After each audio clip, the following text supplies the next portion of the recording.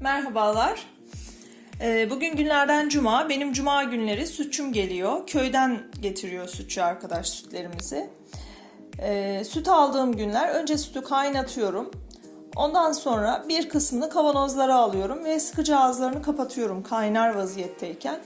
Konserve gibi saklanıyor bu sütler. Bir hafta sonra, 10 gün sonra bile açsak süt bozulmadan ilk günkü tazeliğinde içiyoruz. Ben kaymağını, dediğim gibi çocuklarım kaymak yemiyor. Daha önce de söylemiştim.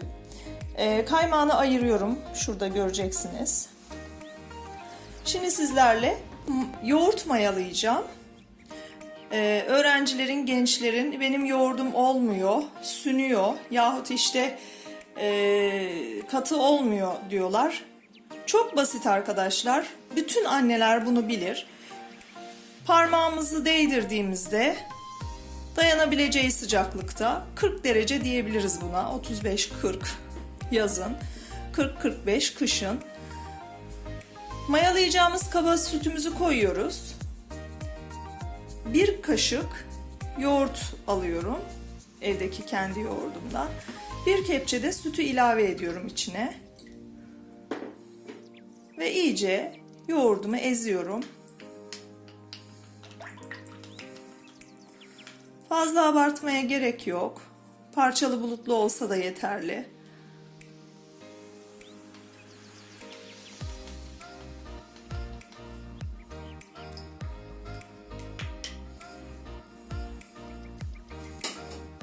Ve sütümün içerisine döküyorum.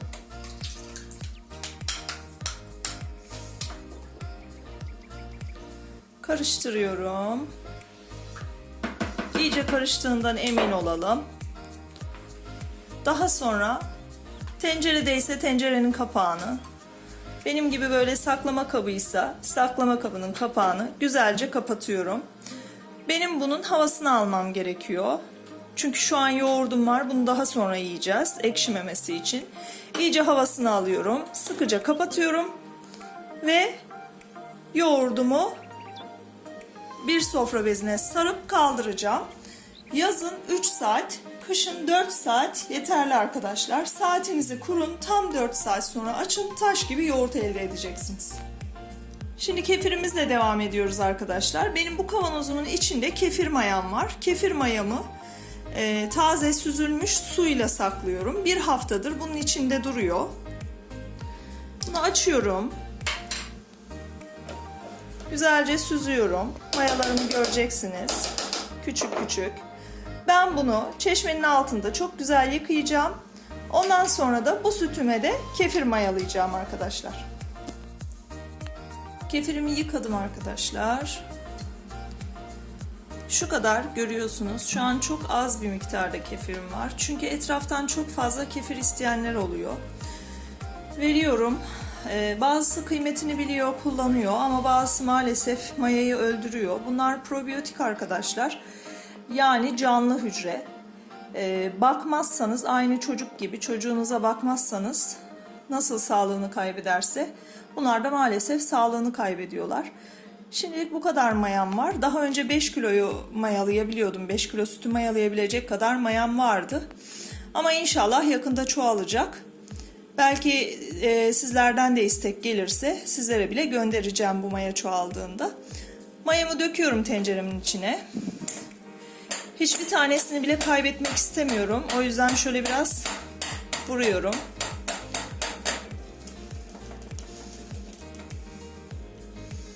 Aynı yoğurtta olduğu gibi bir kez güzelce karıştırıyorum. Kefirde ise yazın 25-30 saat hatta 46 saate kadar mayalayanlar var. Çok ekşi sevenler var.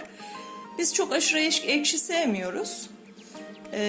Yazın 24 saat, kışın ise 12 saat mayalıyorum ben. Açtığımda siz de göreceksiniz zaten. Taş gibi aynı yoğurt kıvamında bir kefir elde edeceğim. Sonra onu birlikte süzeceğiz. Şimdilik bu kadar. Sarıp kaldırıyorum ve saatimi kuruyorum. 12 saate. Evet, yoğurdumuzun saati doldu. Açıyorum. Ve gördüğünüz gibi taş gibi yoğurdum.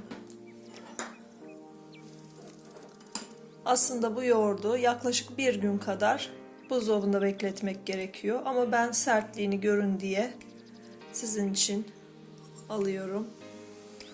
Gördüğünüz gibi arkadaşlar gayet sert, kıvamlı bir yoğurt elde ettim. Kefirimin de mayalanma süresi doldu. Açıyorum. Hatta ben biraz fazla tutmuşum. Şöyle üstüne suyu çıkmış ama size koyuluğunu görmeniz açısından alttan bir kaşık alacağım. Böyle arkadaşlar oldukça katı yoğurt kıvamında bir kefir elde ettim. Şimdi bunu mayam içinde olduğu için güzel bir süzgeçte süzeceğim. Mümkünse bez süzgeç olsun. Değilse plastik. Çünkü mümkün mertebe metale değdirmemek gerekiyor. Şöyle süzüyorum ben.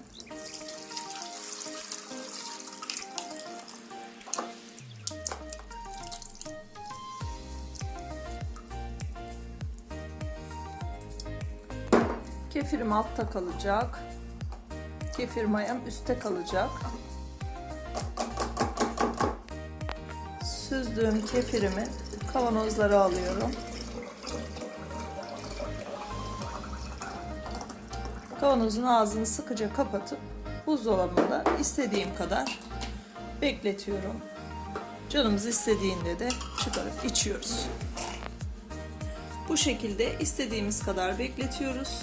İstediğimiz zaman çorbaların yanında, pilavların yanında veya işte makarna vesaire istediğiniz yemeğin yanında çıkarıp içebilirsiniz. Biz kahvaltıda bile içiyoruz çünkü bu oldukça sağlıklı. Bağırsaklara çok faydası var. Bu videoyu yoğun istek üzerine çektim arkadaşlar. Kefir nasıl yapıyorsun, nasıl saklıyorsun diye soruyordu arkadaşlarım. Onlar için çekiyorum. Hepsine sağlıklı günler diliyorum. Sizlere de sağlıklı günler diliyorum. Videoyu bitirmeden süzdükten sonra mayamın son halini de görmenizi istedim. Bu mayayı güzel yıkayıp berrak suyla iyice temizledikten, kefirinden ayırdıktan sonra küçük bir kavanoza dolduruyorum. Ve içine temiz, arı su koyuyorum. Bu şekilde buzdolabında saklıyorum. Ben haftada bir veya haftada 2 kez mayalıyorum. Ve mayam gayet sağlıklı bir şekilde bu süreçte yaşıyor. Ama çok fazla 1 ay 2 ay kadar mayalamaz buzdolabında tutarsanız mayanız ölebilir. Çünkü videonun başında da dediğim gibi bunlar probiyotik ve canlı hücreler. Aynı çocuklarımız gibi buna da bakmamız gerekiyor. En az haftada bir mayalamayı tavsiye ediyorum. Kefir mayası olmayan arkadaşlar bana yorumlardan ulaşabilirler. Mail adreslerimizle görüşebiliriz. Size kefir mayası da yollayabilirim ileriki zamanlarda. Buraya kadar beni izlediyseniz kanalıma abone olmayı, beğenmeyi ve yorum yapmayı unutmayın lütfen.